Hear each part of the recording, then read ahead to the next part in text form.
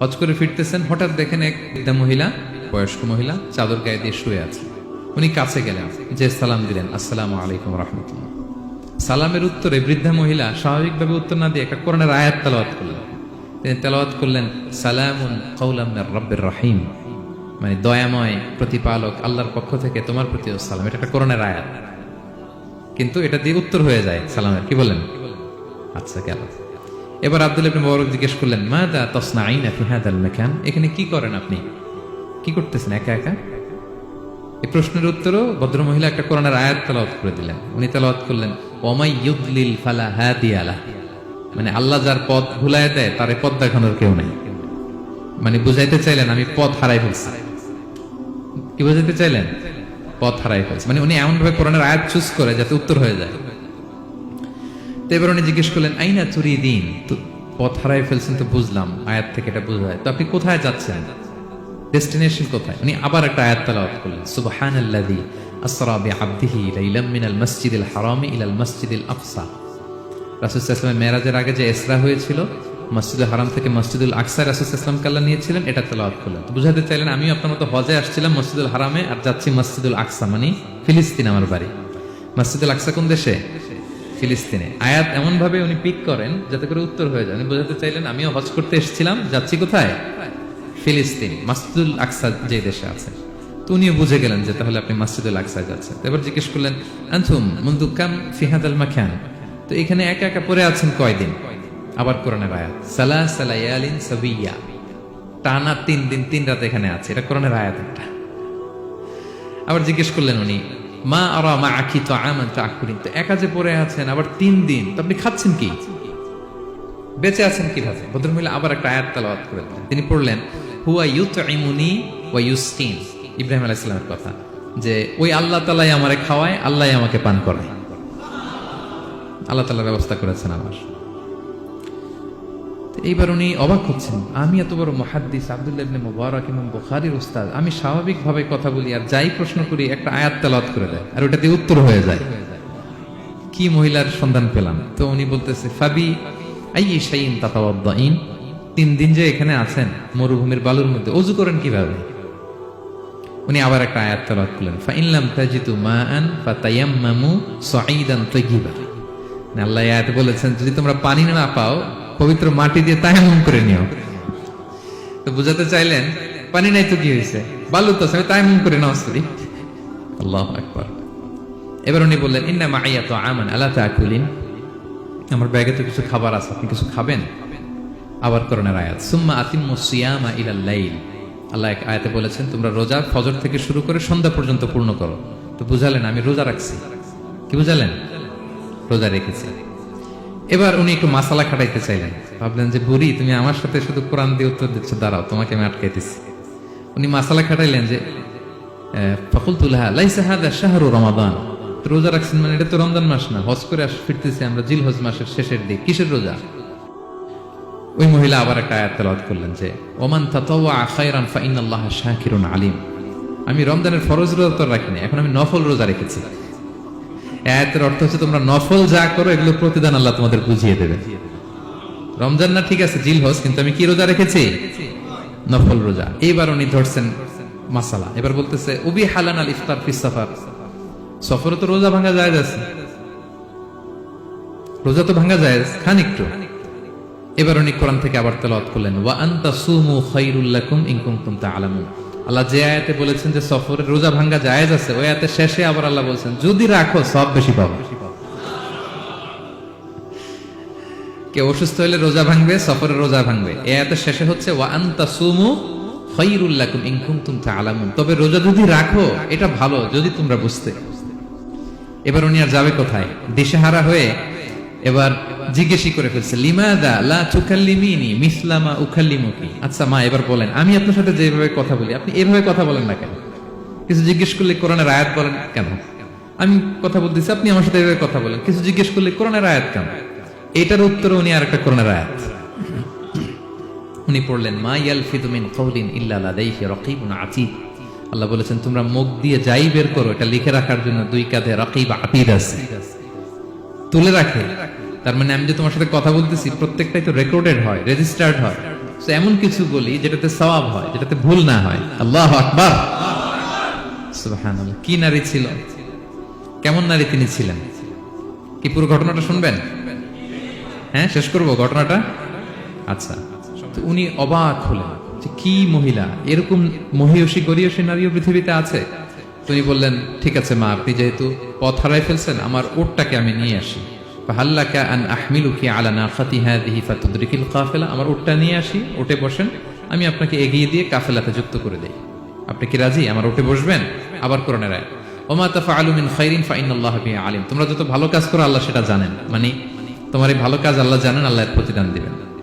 ক্বালা ফাআনাখতু নাকাতি, আমি উট বসালাম এবং বললাম ওঠেন। উনি যখন উঠতেছে আমি এভাবে তাকায় আছি, তা আমি যে তাকায় আছি উনি একটা আয়াত তেলাওয়াত করলেন যে কুল্লিল মুমিনিনা ইয়াগুদ্দু মিন আবসারিহিম, এর অর্থ হচ্ছে নবী হে, মুমিনদেরকে বলুন তারা যেন পরনারী দেখে তাকায় না থাকে, চোখ যেন নিচে রাখে, তারা যেন চক্ষু অবনমিত করে। মানে বুঝাতে চাইলেন যে আমি তো বেগানা নারী, পরনারী, তা আমি উঠে উঠতেছি, আপনি তাকায়, সে হয়তো তাকায় আছে যে বৃদ্ধা মহিলা উঠতে যদি কষ্ট হয় পড়ে যায়। তো উনি যখন দেখতেছেন তাকায় আছে, উনি বলতেছে কুল্লিল মুমিনিনা ইয়াগুদ্দু মিন আবসারিহিম, নবী হে বলুন বিশ্বাসীদের তারা যেন চোখ নিচের দিকে করে রাখে। উনি লজ্জা পেয়ে গেলেন, ফাগাদাততু বাসারি, আমি লজ্জায় চোখ নামালাম। এরপর আমি বললাম ইরকাবি ওয়াকাদ আকালতু নাকাত, ওঠেন, আমি আবার ওটের রশি ধরে টানি, টানতে আরম্ভ করলেন। ভদ্রমহিলা উঠেই আবার কোরআনের আয়াত করলেন, যেটা আমরা গাড়িতে বা কোনো বাহনে উঠলে পড়ি। তিনি পড়তে আরম্ভ করলেন সুবহানাল্লাযী সাখখারা লানা হাযা ওয়া মা কুন্না লাহু মুকরিনিন ওয়া ইন্না ইলা রাব্বিনা লামুনকালিবুন। প্রশংসা সে আল্লাহর, যে আল্লাহ এই বাহনকে আমাদের জন্য বশীভূত করে দিয়েছেন। তিনি বশীভূত না করলে আমরা তো এটাকে বশীভূত করতে পারতাম না। আপনারা যখন গাড়ি স্টার্ট দিবেন এই দোয়াটা পড়েন তো আপনারা? গাড়ি স্টার্ট দিলে, বিমানে উঠলে, ঘোড়ায় উঠলে, যে কোনো বাহনে উঠলে এটা পড়তে হয়, কোরআনের আয়াত। তিনি বললেন, আমি এবার উঠলাম, ওটের জিমাম ধরে টানতে লাগলাম আর একটু হই হই শব্দে উট চালাতে লাগলাম যাতে করে তাড়াতাড়ি যাওয়া যায়। উনি কোরআনের আয়াত বললেন ওয়াকসিদ ফি মাশিক ওয়াগদুদ মিন সাউতিক, কোরআনের আয়াত, মানে তোমার চলার ক্ষেত্রে তুমি মধ্যম পন্থা অবলম্বন করো আর গলার সাউন্ডটা একটু ছোট করো। এটা কিন্তু লোকমান হাকিম তার ছেলেকে বলেছিলেন যে বাবা তুমি যখন হাঁটবে মধ্যম পন্থায় হাঁটবে আর শাউট করবে না, নয়েজ করবে না, কণ্ঠটাকে নিচু করবে। এই আয়াতটা উনি পড়ে দিলেন, মানে বুঝাতে চাইলেন আপনি হাজি মানুষ, হজ করে আসছেন, এইভাবে যাচ্ছেন কেন, আপনি স্লোলি যান। ফাজাআলতু আমশি রুয়াইদান ওয়া আতারান্নামু বিশআর, এরপর আমি আস্তে আস্তে যেতে লাগলাম আর কবিতা আবৃত্তি করতে লাগলাম। আরবদের অভ্যাস ছিল তারা শত শত লাইন কবিতা মুখস্থ পারত, দিনকে দিন মরুভূমিতে চড়তো আর কবিতা পড়তো। আমি কবিতা গুনগুন গুনগুন করে কবিতা পড়তেছি আর যাচ্ছি। এই মহিলা পেছন থেকে আয়াত তেলাওয়াত করলেন আবার, ফাকরাউ মা তায়াসসারা মিনাল কোরআন, মানে কোরআনের যেখান দিয়ে সহজ লাগে ওইখান দিয়ে পড়েন। মানে বুঝাতে চাইলেন কবিতা বললে কি লাভ, আপনি কোরআন পড়েন। উনি আবার লজ্জা পেয়ে কোরআন পড়তে আরম্ভ করলেন। এবার যেতে যেতে যেতে যেতে যে কাফেলা থেকে উনি মিসিং, যে ক্যারাভেন থেকে মিসিং, ওই ক্যারাভেনের সাথে যুক্ত হলেন। এবার জিজ্ঞেস করলেন যে হাদিহিল কাফেলা মান লাকি ফিহা, এই তো আপনার কাফেলা, এখানে কে আছে আপনার, কেউ আছে? আবার কোরআনের আয়াত, আল মাল ওয়াল বানুনা জিনাতুল হায়াতিদ দুনিয়া, অর্থাৎ সম্পদ সন্তান এগুলো আল্লাহর দেয়া নেয়ামত। এটা দিয়ে বুঝাতে চাইলেন হ্যাঁ আমার কিছু সন্তানাদি আছে। উনি বুঝতে পারলেন ফা আলিমতু আন্না লাহা আওলাদান ফিহা, আমি বুঝলাম যে ওনার সন্তান সন্ততি এখানে আছে। এবার একটা চান্স পেয়ে গেছে আব্দুল্লাহ ইবনে মুবারক। কি পেয়ে গেছে? উনি মনে মনে ভাবলেন ওনার ছেলেদের নাম কি, এটা জিজ্ঞেস করি, তাইলে তার উত্তর দিতে পারবে না। সুন্দর না প্রশ্নটা? এবার উনি বলতেছে ফাকুলতু লাহা মা আসমাউ আওলাদিক, মা এবার একটু বলেন তো আপনার ছেলেগুলোর নাম কি? কে জিজ্ঞেস করলেন? এটা তো আর নান্টু বল্টু সল্টু তো আর কোরআনে পাওয়া যায় না। আমরা নাম রাখি কি সল্টু বল্টু, সল্টু বল্টু কোরআনে আছে নাই? তো উনি এবার চান্স নিলেন, এবার জিজ্ঞেস করে আপনার ছেলের নাম কি। এইবার আর উত্তর থাকবে না, অনেকক্ষণ আমার সাথে ইয়ে করছেন। তো জিজ্ঞেস করতেছে লাহা ওয়ামা আসমাউ আওলাদিক, আপনার ছেলেদের নাম কি একটু বলেন তো। এই প্রশ্নের উত্তরে উনি 3টা আয়াত তেলাওয়াত করছে। এতক্ষণ তো একটা, এখন কয়টা? এখন 3 নম্বর গিয়ারে চালাইতেছে। উনি প্রথম আয়াত তেলাওয়াত করলেন ওয়াত্তাখাযাল্লাহু ইব্রাহিমা খলিলা, এরপর বললেন ওয়া কাল্লামাল্লাহু মূসা তাকলিমা, সবশেষে বললেন ইয়া ইয়াহইয়া খুযিল কিতাবা বিকুওয়া। আল্লাহু আকবার। আমি ইব্রাহিমকে খলিল হিসেবে নিয়েছি, মুসাকে কালিমুল্লাহ বানিয়েছি এবং ইয়াহইয়াকে বলেছি হে ইয়াহইয়া তুমি তাওরাত কিতাবকে শক্ত করে ধরো। তার মানে বুঝাতে চাইলেন আমার বড় ছেলের নাম ইব্রাহিম, পরের ছেলের নাম মুসা, ছোট ছেলের নাম ইয়াহইয়া। সুবহানাল্লাহ পড়বেন না? কি নারী ছিলেন! কোরআনের বাইরে যেন যাওয়া না লাগে, কোরআন থেকে ছেলেদের নাম চুজ করে রাখছেন। ছেলেদেরকে ডাকলে এই নামেই ডাকেন। এরপর ছেলেদেরকে ডাকলেন কোরআনের আয়াত পড়ে, ফাবাআসু আহাদাকুম বিওয়ারিকিকুম হাযিহি ইলাল মাদিনাতি ফালইয়ানজুর আইয়ুহা আসকা তুআমান ফালইয়াতিকুম বিরিজকিম মিন। এটা সূরা কাহফের একটা আয়াত। গুহাবাসী 7 জন যুবক যখন ঘুমিয়ে পড়েছিল, 309 বছর পরে যখন জেগেছিল, একজনকে টাকা দিয়ে বলেছিল যাও তুমি কিছু খাবার নিয়ে আসো। এই আয়াত বুঝাইয়া তিনি ছেলেদের বুঝাইলেন যে মেহমান আসছে, কিছু নিয়ে আসো খাবার, ওনারা খাওয়াইতে হবে। উনি অনেক হেল্প করছে আমাকে। তো ছেলেরা খাবার নিয়ে আসলো। খাবার দেওয়ার পরে মহিলা আবার কোরআনের আয়াত, কুলু ওয়াশরাবু হানিআম বিমা আসলাফতুম ফিল আইয়ামিল খালিয়া। এটা আসলে আল্লাহ তাআলা জান্নাতীদেরকে বলবেন। আমরা যখন জান্নাতে ঢুকবো আল্লাহ বলবে কুলু ওয়াশরাবু হানিআম বিমা আসলাফতুম ফিল আইয়ামিল খালিয়া। এই দুনিয়াতে এত জুলুম নির্যাতনের শিকার হয়েছে, এত নেক কাজ করেছো, প্রতিদান হিসেবে আজকে জান্নাতের এই নাজ নেয়ামত ভোগ করো। বৃদ্ধ মহিলা এই আয়াতটা বললেন, তার মানে মরুভূমিতে অনেক কষ্ট করেছেন আপনি আমার জন্য, এখন আপনি আমার পক্ষ থেকে এই হসপিটালিটি, রিসেপশন, এই আপ্যায়ন গ্রহণ করুন।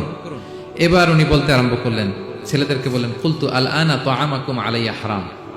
এই ছেলেরা, এই খাবার আমার জন্য হারাম, হাত্তা তুখবিরুনি বিআমরিহা, যতক্ষণ না এই মহিলাকে, এর হিস্ট্রি যতক্ষণ না আমার না বলো। আগে বলে এই ভদ্র মহিলা কে, কি তার ঘটনা, যতই দেখছি অবাক হচ্ছি, যতই শুনছি অবাক হচ্ছি, কে সে? যাই বলি শুধু কোরআন দিয়ে বলে, ঘটনাটা কি? এবার ছেলেরা বলল, ফাকুলু হাযিহি উম্মুনা, ইনি আমাদের মা। লাহা আরবাউনা সানা, ওনার বয়স 40 বছর। লাম তাতাকাল্লাম ইল্লা বিল কুরআন, জীবনে কোনোদিন কোরআন ছাড়া মুখ দিয়ে অন্য কোনো কথা বলে নাই। মাখাফাতা আন তাযিল্লা ফায়াসখাতা আলাইহির রহমান, এই ভয়ে যে কোন কথায় আল্লাহ আবার নারাজ হয়ে যায়, আমার কোন কথায় আবার কোন ভুল হয়ে যায়, আমার কোন কথায় আবার রহমান আমার উপর নারাজ হয়ে যায়। এজন্য আমরা আমাদের জন্মের পরে জীবনে আমার মাকে কোরআন ছাড়া কোনো কথা বলতে শুনিনি। অবাক হলেন আব্দুল্লাহ ইবনে মুবারক, ইমাম বুখারীর উস্তাদ। উনি খাবার হাতে নিয়ে এবার বললেন যে উনি তো অনেক আয়াত বললো, এবার আমি একটা আয়াত বলি। খাবারটা নিয়ে উনি পড়তে আরম্ভ করলেন। ফাকুলতু, উনি বললেন, আমি বললাম, যালিকা ফাদলুল্লাহি ইউতিহি মাইয়াশা, এটা আল্লাহর বিশেষ অনুগ্রহ, ফজল, এটা আল্লাহ সবাইরে দেয়, যাকে চায় তাকে দেয়। সুবহানাল্লাহ পড়ে। এটা আল্লাহর বিশেষ অনুগ্রহ, তিনি সবাইকে দান করেন না, যাকে চান তাকে দেন। তোমাদের মা অনেক মহিয়সী গরিয়সী একজন মাতা তোমরা পেয়েছো। এই হচ্ছে ঘটনাটা। আল মুতাকাল্লিমাতু বিল কোরআন, যে নারী তার জীবনের পুরো সময়টা শুধু কোরআন দিয়ে কনভারসেশন করেছেন, কথা বলেছেন। যেই প্রশ্নই তাকে করা হয় কোরআন থেকে বলতেন, কারণ আল্লাহ বলেছেন, মা ফাররাতনা ফিল কিতাবি মিন শাই, এই কিতাবে আমি কোনো কিছু বাকি রাখি নাই। মানব কল্যাণের, মানব প্রয়োজনীয়, হিউম্যান ডিমান্ড যা দরকার সব আল্লাহ বলে দিয়েছেন। তিবিয়ানান লিকুল্লি শাই, সবকিছুর সুস্পষ্ট ব্যাখ্যাই কোরআনে আছে।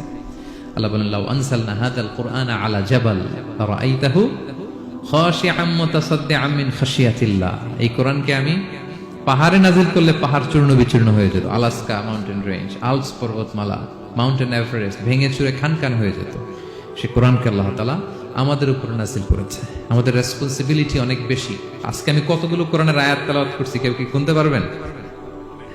শত শত কোরআনের আয়াত তেলাওয়াত করেছি, কারণ কোরআন নিজেই নিজের পরিচয় দিতে সক্ষম, কারো লাগে না। কোরআন নিজেই বলতে পারে, যেই প্রশ্ন আপনি ছুড়ে দিবেন কোরআন নিজেই আনসার করে দেবে, নিজেই আপনাকে অ্যাড্রেস করবে, নিজে আপনার